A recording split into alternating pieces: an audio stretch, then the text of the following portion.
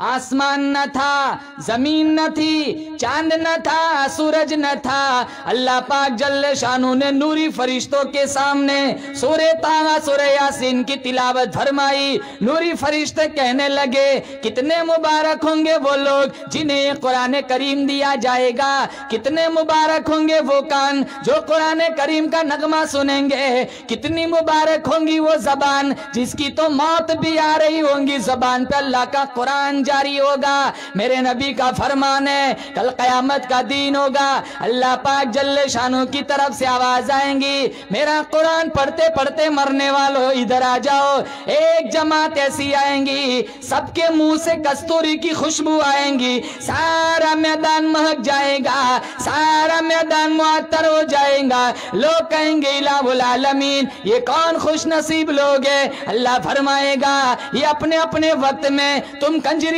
کا گیت سنا کرتے تھے، یہ میرا قرآن پڑھا کرتا تھا، موت آئی زبان اس کی تھی کلام میرا تھا۔ اللہ مجھے اور آپ کو ایسی موت دے زبان پہ قرآن ہو، نظر بیت اللہ پہ ہو، پیشانی سجدے میں ہو، بولو زور سے آمین۔